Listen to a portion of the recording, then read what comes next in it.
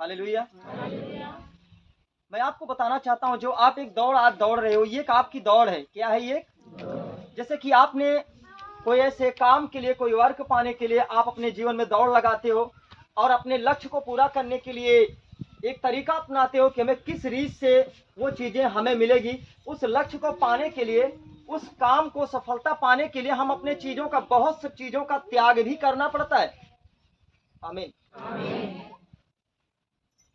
आपको बहुत ध्यान देना है इस सब आज आज्ञाओं पर परमेश्वर के। अगर आज तुम इस आज्ञाओं को समझकर अपने जीवन में रखे तो आज आपको प्रभु बहुत आशीष से भरेंगे। आमीन। बोलो यीशु मसीह की जय।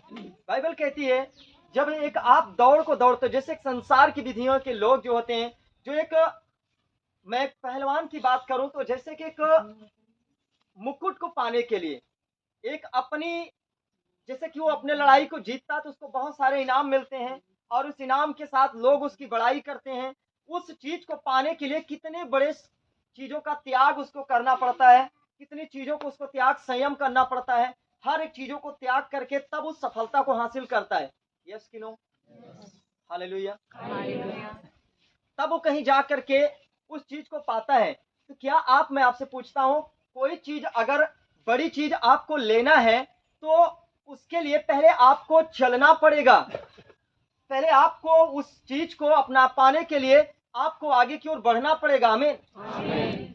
और जो भी उस रास्ते में आपके लिए रुकावट है, जो आपके लिए कांटे हैं, उस चीज को आपको दूर करना पड़ेगा। अगर हम आगे की ओर नहीं बढ़ सके, नहीं चल पाए, तो वो समस्याएं हमारे जीवन में बढ़ सकती हैं। हम अपने लक्ष्य से हीन हो सकते हैं। हालेलुया। मसीह भी एक ऐसी ज्योति है जो एक जगह स्थायी है, उसकी आशीष उसी के साथ है। आमीन। आज हमारी दौड़ कैसी है परमेश्वर के साथ? क्या आज हम परमेश्वर की आज्ञाओं पे चलते हैं? क्या आज हम परमेश्वर के वचन में जीते हैं? क्या आज हम परमेश्वर की आज्ञाओं में चलते हैं?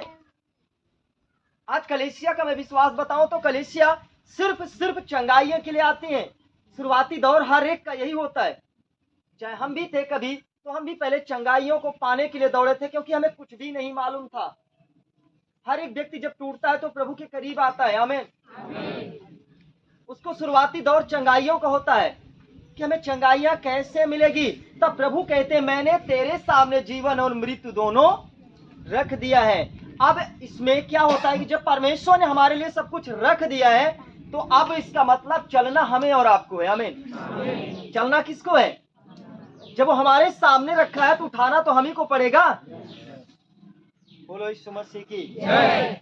आज मैं आपको जगाना चाहता हूं, जो सोते हैं कि बस मैं कलीसिया में जाऊं, एक दो बार मैं आशीषों को पाऊंगा। आज बहुत सारे लोगों का मन शैतान भ्रष्ट कर देता है और उनको चलने से मना कर देता है और कहता है तुम ऐसे रहो और तुझे मिलेगा।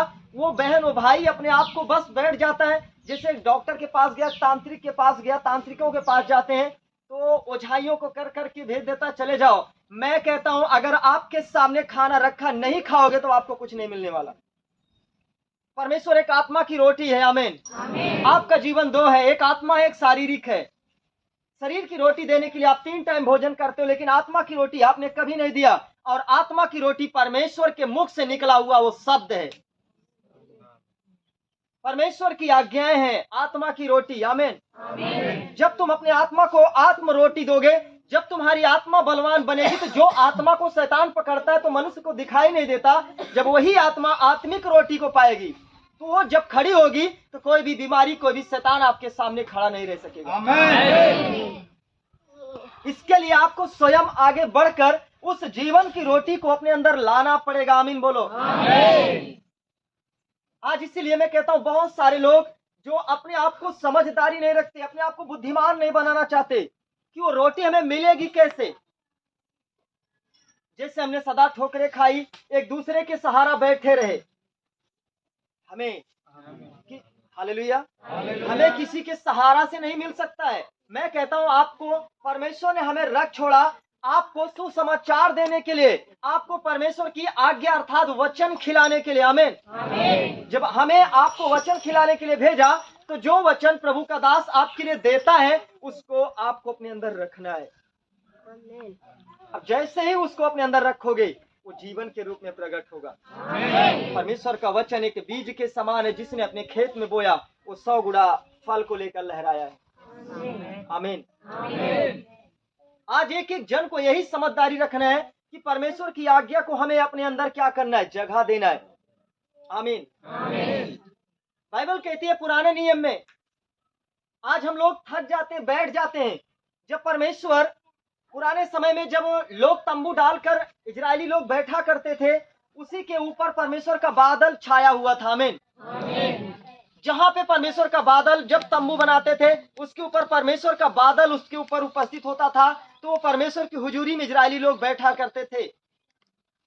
और बाइबल कहती जैसे ही वो बादल वहां से उठता था, चाहे 1 घंटे के लिए, चाहे 2 दिन के लिए, चाहे जितना दिन के लिए उठ कर जाए, जिधर जिधर बादल उड़ता जाते थे उधर उधर इजरायली लोग उसी के पीछे पीछे जंगल में रास्ता बनाते हुए चले जाते थे। आमीन। हालेलुया।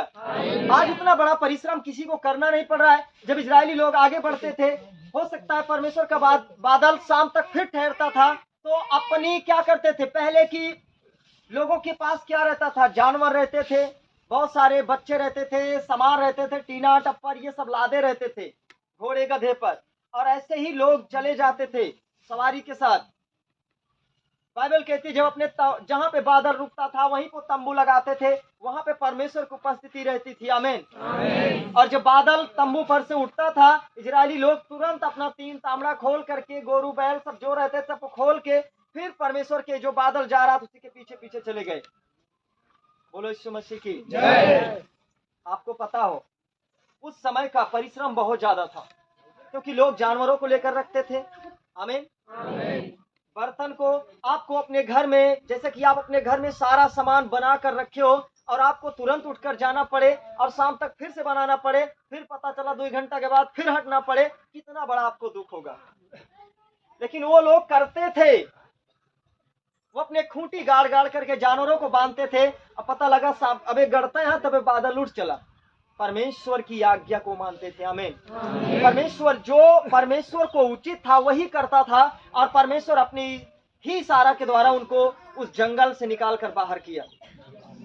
आमीन। अब यदि आज तुम अपने इस दुख भरे दिन में, जो आज आपके ऊपर समस्या है, दुख है, आप चिंता मत करो। जो परमेश्वर कहता है, अगर आपके लिए प्रार्थना का समय है तो आलस मत बनो। वो बादल का समय होता है, वो परमेश्वर की आशीष का समय होता है, भोर का टाइम। आमीन। जिस समय प्रभु आपको इजाजत दे रहा है उस समय तैयारी के साथ बैठो, घुटना टेको, प्रार्थना करो। आमीन। एक जो तुम्हें लक्ष्य दे रहा है खुदावन, उसकी दौड़ पूरी करो। वही है आपकी दौड़।